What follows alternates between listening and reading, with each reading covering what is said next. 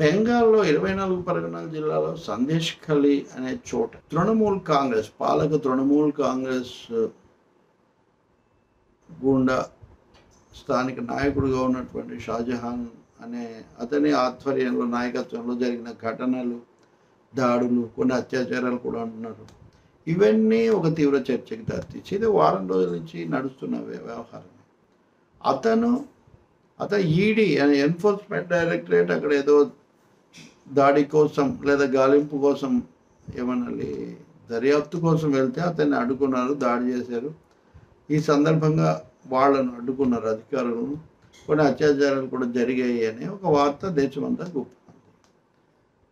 ఇది బీజేపీకి తృణమూల్ కాంగ్రెస్కు మధ్యలో తీవ్రమైన దీనికి దారితీసింది. కానీ మహిళలు స్థానికంగా ఉంది 24 పరగణాల జిల్లా అన్నది ఒకప్పుడు ఇప్పుడు 2గా ఉన్నట్టున్నది. ఒకప్పుడు సిపిఎంకి అది చాలా బలమైనటువంటి ప్రాంతం. అది సువేందు అధికారి బీజేపీ నాయకుడు ఆయన దీని మీద తీవ్రంగా విమర్శ చేస్తూ వాళ్ళిద్దరి మధ్య గొడవ జరిగితే సిపిఎం ఇంతకుముందు నందిగ్రామంలో చేసిందే ఇప్పుడు ఇక్కడ ఇంకో పెద్ద స్థాయిలో మమతా బెనర్జీ ప్రభుత్వం చేస్తుందని సిపిఎం ఇందులోకి రాగాడు. ఈ షాజహాన్ అనేవాడు గతంలో సిపిఎంలో ఉండేవాడని, ఆయన తృణమూల్లోకి వెళ్ళాడని, అంటే ఏదో విధంగా దీన్ని సిపిఎంతో లింక్ చేయడం.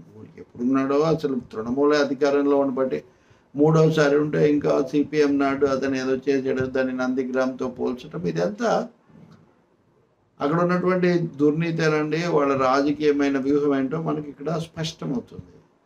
ఇది అంతా అయిన తర్వాత దేశమంతా దుమారం వచ్చిన తర్వాత బీజేపీ నాయకులు అక్కడికి వెళ్ళటము, పోలీసులు ఏమో నిషేధాజ్ఞలు విధించటం, ఆ తర్వాత ఇద్దరు మంత్రులు ప్రశాంత్ బోస్ తర్వాత ఇంకొక భౌమిక్ అనే వాళ్ళు కూడా అక్కడికి వెళ్ళి వాళ్ళన్ని మేము చర్యలు తీసుకుంటాం, అంతా బీజేపీ వల్ల జరిగిందని వాళ్ళు చెప్పడం. ఆ తర్వాత మానవ హక్కుల కమిషన్, మహిళా కమిషన్ కూడా అక్కడికి సందర్శించాయి.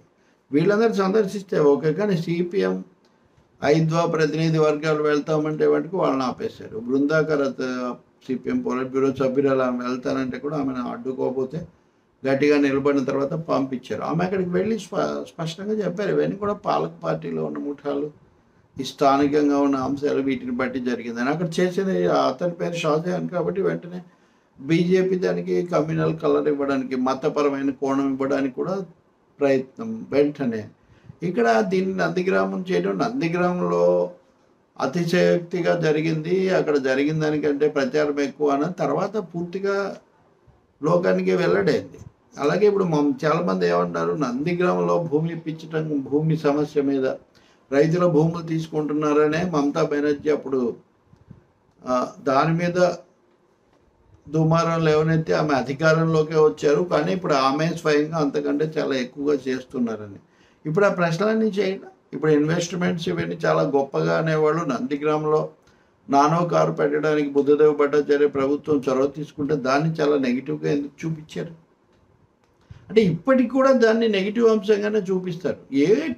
ఎట్టి పరిస్థితుల్లో లౌకిక పార్టీలు, మరీ ముఖ్యంగా వామపక్షాలు సిపిఎం లాంటివి, వాటి గురించి మటుకు సానుకూలంగా ఇవ్వకూడదు. అది కేరళ అయినా బెంగాల్ అయినా ఇంకోటి. అది సందేశ్ ఖలీలో తృణమూల్ కాంగ్రెస్ బీజేపీ మధ్యలో జరుగుతున్నది ఒకటి, మహిళల మీద జరిగినవి దుర్మార్గాలు, వాటి గురించి ఫోకస్ పెట్టకుండా నేషనల్ మీడియా. రెండోది ఎవరిని అరెస్ట్ చేశారంటే ఆ మాజీ ఎమ్మెల్యే సిపిఎం ఆయన అక్కడ విషయాలు తెలుసుకోవడానికి పోతుంటే ఆయన్ను అడ్డుకొని ఆయన అరెస్ట్ చేస్తారు.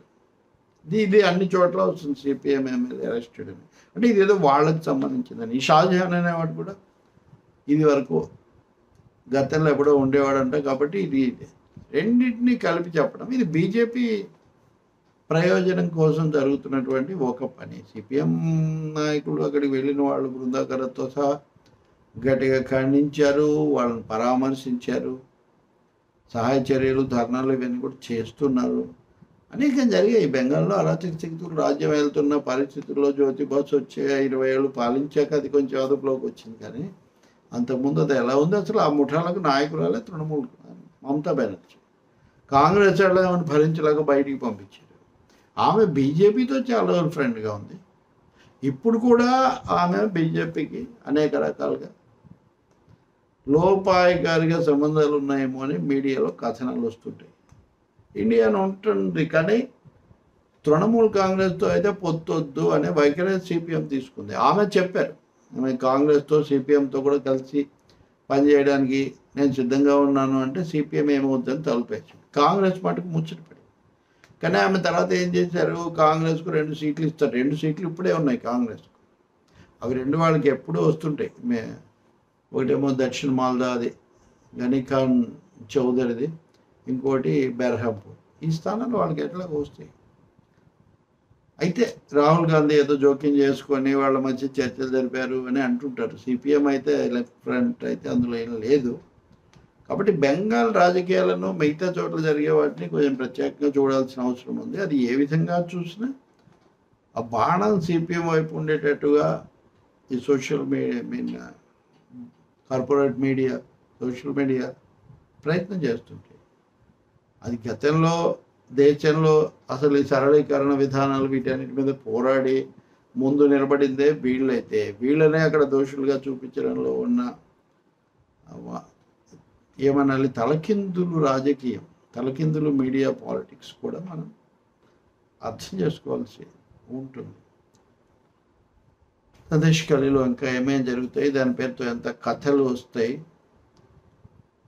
ఎన్ని కథలు వస్తాయి, అసలు ఏం జరుగుతుందో తెలియనంత అయోమయం ఎందుకు సృష్టించబడుతుంది, రాబోయే రోజుల్లో పరిశీలిద్దాం.